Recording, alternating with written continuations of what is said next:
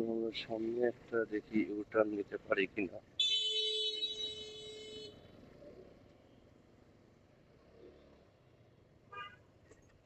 আপনি যেভাবে ঢুকছেন আমি ওখান থেকে কিন্তু ঠিকই আসছি। তো এখন আমরা যাব গুলশান 1 আর 2 দেখার জন্য। বাংলাদেশের সবচেয়ে ধনী এলাকায় যাচ্ছি এখন আমরা।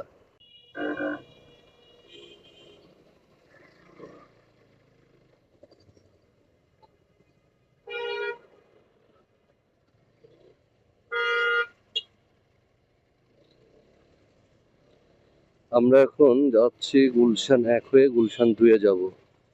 গুলশান 1-2 দেখে আসবো সবচেয়ে ধনী এলাকা।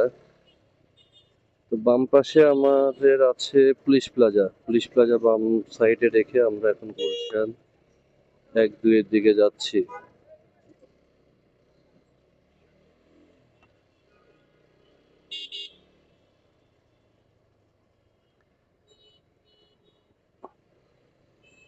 সোজা দিকে গেলে আপনি বাম দিক দিয়ে গেলে হাতিঝিলে ঢুকতে পারবেন, আর সোজা গেলে আপনি যেতে পারবেন বাট গুলশান লিং রোডের দিকে, তেজগাঁ লিং রোডের দিকে। আর বামে এটা হচ্ছে গুলশান পার্ক। যাই হোক, আমরা এখন গুলশান 1 দিয়ে প্রবেশ করছি। গুলশান 1-2 যাব, বাংলাদেশের সবচেয়ে ধনী এলাকায় প্রবেশ করব। ধনী এলাকায় গেলে আসলে নিজেদের দ্বারা একটু ধনী ধনী মনে হয়। দেখছেন না কি ধরনের কত গাড়ি, বড় বড় রেস্টুরেন্ট, হার্ফি। বামে স্বপ্ন এবং বাংলা লিংকের যেটা কর্পোরেট হেড অফিস সেটাও কিন্তু বামে। বামে দেখতে পাচ্ছেন এটা হচ্ছে বাংলা লিংকের কর্পোরেট হেড অফিস। তো আমরা এখন গুলশান 1-এর কাছাকাছি, গুলশান 1-এর সিগন্যালের কাছাকাছি। দেখছেন ভাই কিভাবে এখন গাড়ি নিচে পড়তে লাগছিল, যদি অ্যাক্সিডেন্ট হতো কার দোষ হতো। যাই হোক ভাই, সবারই জীবনের দাম আছে, একটু দেখে শুনে সবাই গাড়ি চালানো উচিত। উনি যেভাবে আসছে, যাই হোক। তো এখন এই যে বামে ইউনিমার্ট। গুলশান 1 থেকে 2-এর দিকে কিন্তু একটু বেশি জাঁকজমক মনে হয় আমার কাছে। আর আমরা যেহেতু সন্ধ্যার সময় যাচ্ছি, ভাই দেখছেন সিটি ব্যাংক করছে কি, দেখে মনে হয় যে আমরা বিদেশি বিদেশি একটা ভাব।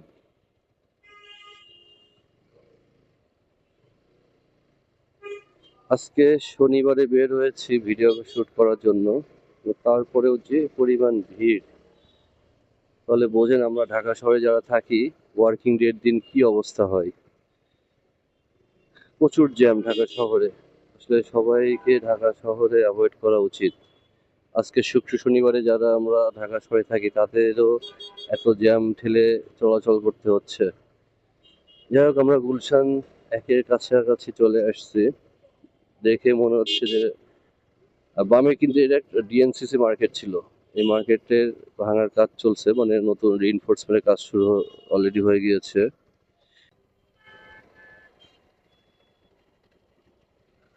আজকে শনিবারের দিনেও এত সিগন্যালে দাঁড়ায় আছি।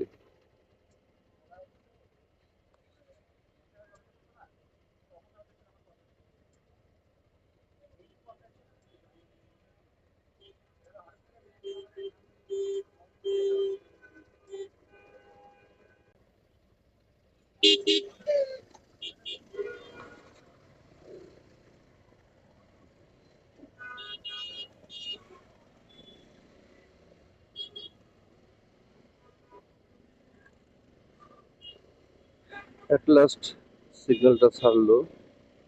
তো বামের দিকে গেলে মহাখালী এবং ডানের দিকে বাড্ডা। তো আমরা যেহেতু গুলশান 2-এ যাব, এই জন্য 1 ক্রস করে এখন 2-এর দিকে যাচ্ছি।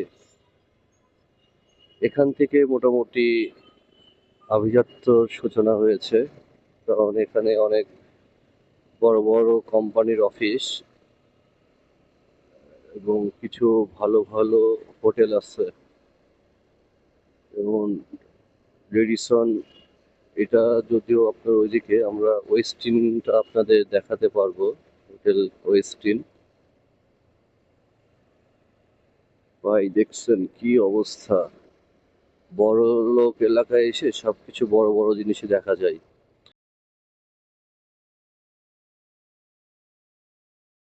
এখানে এই যে বাটা, তারপর অনেক কিছু বড়, এই যে এটা কিন্তু হোটেল রেনিসাইন্স। এখানে ডানে বামে বাটা, অ্যাপেক্স, অনেক বড় বড় কোম্পানির বড় বড় আউটলেট আছে। আর সবচেয়ে মজার ব্যাপার, এই আউটলেটে কিন্তু আপনি যেই প্রোডাক্ট পাবেন সব আউটলেটে কিন্তু পাবেন না। কারণটা হচ্ছে এখানে ওরা যেই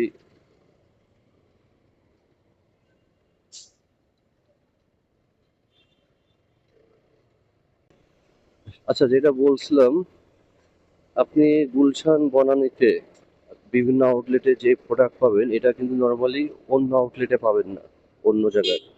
কারণটা হচ্ছে ওনারা যখন একটা প্রোডাক্ট অ্যালোকেশন করে তখন কিন্তু ওই এলাকায় কারা কারা কিনবেন, তাদের ইকোনমিক সবকিছু চিন্তা ভাবনা করে প্রোডাক্ট দেয়। তো অনেক সময় দেখবেন যে এমন কিছু প্রোডাক্ট যেটা আপনি কোথাও পাচ্ছেন সেটা কিন্তু এগুলো আউটলেটে পাবেন, যদি দামি কোনো প্রোডাক্ট হয়।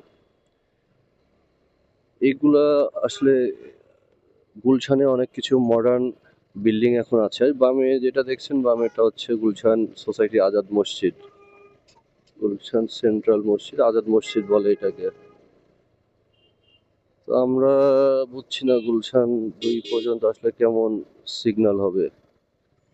ট্রাফিক আজকে প্রচুর, সন্ধ্যা হয়ে গিয়েছে এই জন্য হয়তো ট্রাফিক মনে হয় এত। নর্মালি শুক্র শনিবারে এত ট্রাফিক থাকার কথা না। তো যাক, আমরা গুলশান 2 এর দিকে যাব কিনা বুঝতে পারছি না, কারণ আজকে ট্রাফিকও প্রচুর। তারপরেও দেখি যদি একটু ফাঁকা থাকে তাহলে আমরা ও আচ্ছা, আমাদের গুলশান 2 এ যাওয়াই লাগবে, কারণ সামনে আর কোনো রাইট টার্ন বা লেফট, রাইট টার্ন নেই, আমরা রাইটে ঢুকবো। বামে এই যে হোটেল ওয়েস্টিন।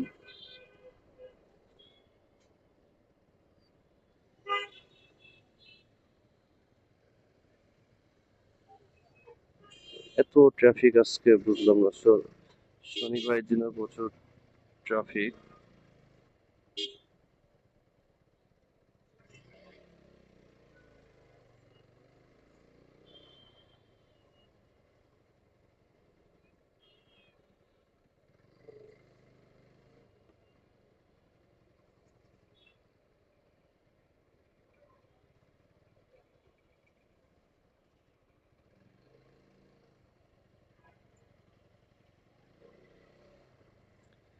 আমরা গুলশান 2 এর সিগন্যালে চলে এসেছি, এটাই গুলশান 2।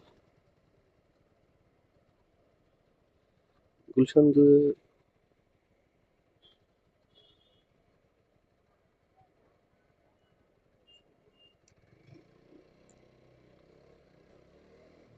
আমরা গুলশান 2 এর সিগন্যালটা অ্যাভয়েড করার জন্য আবার ভিতর দিয়ে চলে যাব, কারণ এখানে কাজ চলছে এখন। কাজের জন্য প্রচুর সিগন্যাল। গুলশান 2 এ ঢুকলে আসলে বোঝা যায়।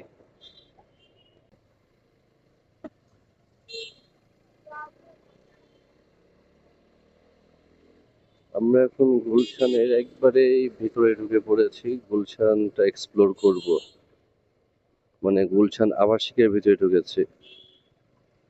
ওইদিকে সিগন্যালের জন্য আর প্রবেশ করলাম না। এখন আবাসিকের ভিতরে আপনাদের দেখাই গুলশানের ভেতরে আবাসিক এলাকাটা কেমন। আমরা যে এখন কোন দিক দিয়ে যাচ্ছি, তারপরে ঢুকছি গুলশানের ভেতরে, দেখা যাক রাস্তা কোথায় গিয়ে আমাদের শেষ হয়। আমরা সোজা দিয়েই যাব, দেখি সামনে হয়তো রাস্তা পাবো, আমার যতটুকু মনে হচ্ছে, কারণ আমি গুলশানের এই আবাসিক এলাকাটা তেমন চিনি না। তো না চিনলেও ঢুকলাম, দেখি অলিগলি কোন দিক দিয়ে আমাদের গন্তব্যে পৌঁছানো যায়।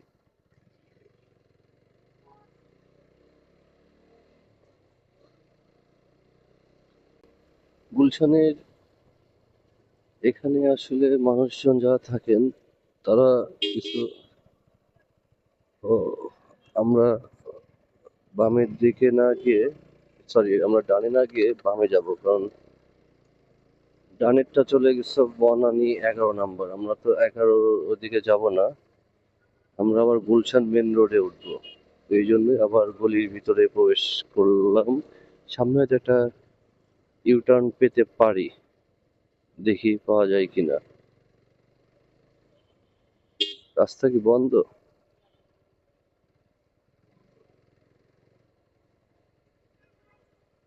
না, রাস্তা এটা আছে।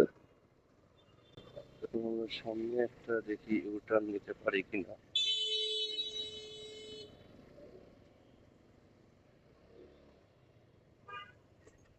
আপনি যেভাবে ঢুকছেন আমি ওখান থেকে কিন্তু ঠিকই আসছি।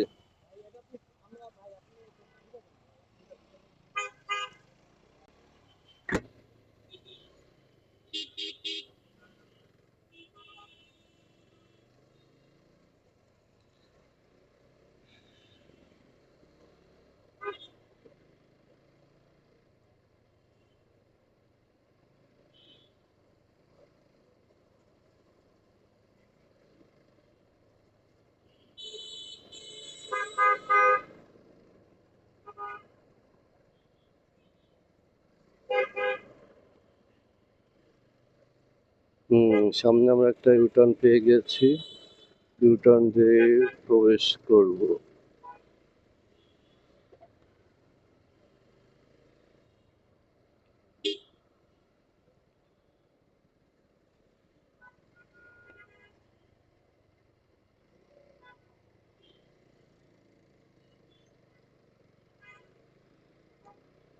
আমরা এখন আছি গুলশান 2-এ। গুলশান 2-এ, গুলশান আমরা এখন গুলশান 2 থেকে আবার গুলশান 1-এর দিকে যাচ্ছি। আসলে প্রচুর রাস্তায় জ্যাম, এই জন্য আজকে আর বেশি ড্রাইভ করতে ভালো লাগছে না, তাই আবার আমরা পেছনের দিকে ব্যাক করেছি। গুলশান 1-2-এ আসলে অন্তত ভালো লাগে যে আমাদের ঢাকা শহরটা অনেক ভালো। তবে খারাপ লাগার দিকটা হচ্ছে, দেখেনি যে রিক্সা আছে এত, একটা ভিআইপি রোডে যদি রিক্সা ঘুরে বেড়ায় কেমনটা লাগে বলেন তো। আমরা তো দেশের বাইরে অনেকগুলো কান্ট্রিতে দেখেছি যে তারা যেভাবে পরিষ্কার পরিচ্ছন্ন রাখে, নিজেরা নিজেদের এলাকাকে অনেক গুছিয়ে রাখে, যেটা আমরা বাঙালিরা আসলে করি না বা করতে চাই না। আমরা নিজেরাই নিজেদের সবকিছু আসলে নষ্ট করি।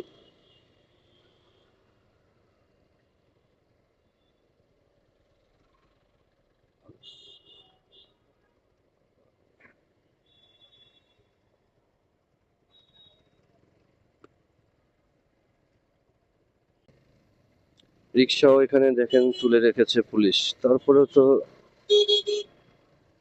এই রিক্সা চলে নিয়মিত।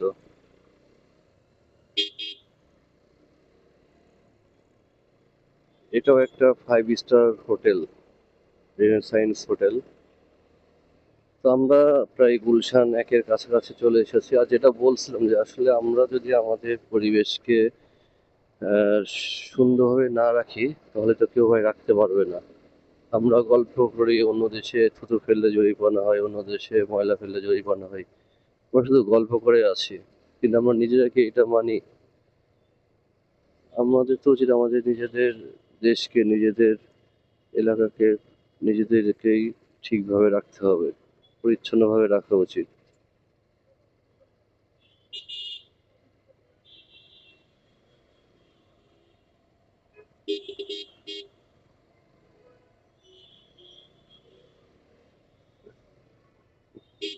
এখন অবশ্য মাত্র সন্ধ্যা হচ্ছে, আর একটু পরে গুলশানের যে রাতের দৃশ্য, এটা হয়তো আপনাদের দেখাতে পারতাম, কিন্তু আজকে আর এখানে ড্রাইভ করতে ভালো লাগছে না, এই জন্য আজকে আর দেখাবো না। অন্য আর একদিন হয়তো অবশ্যই গুলশানের রাতের ভিউ আপনাদের দেখাবো, কারণ রাতের ভিউটাও কিন্তু আরো চমৎকার।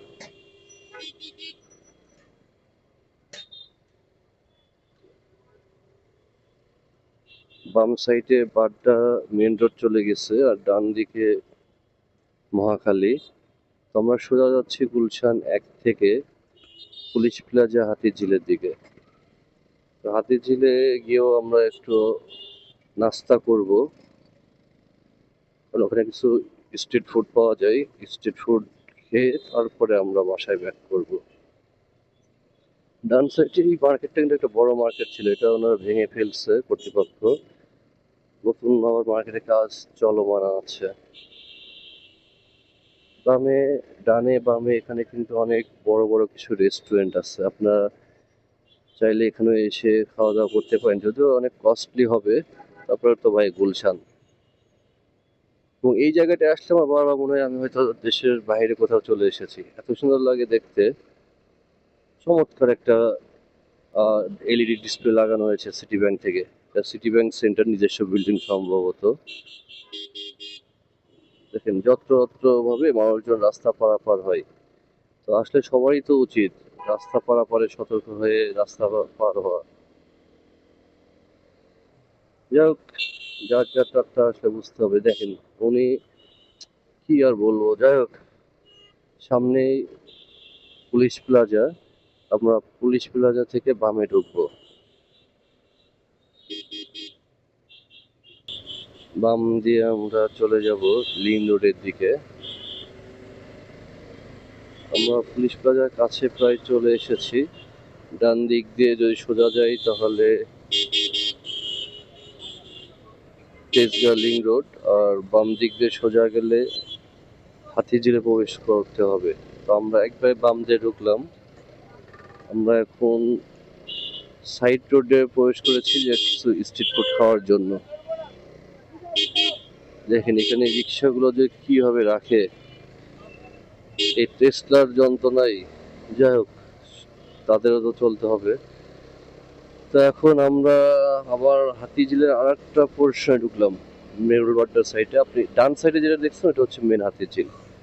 আমরা বামে একটা গলিতে ঢুকে পড়েছি, এখানে কিছু নাস্তা করব।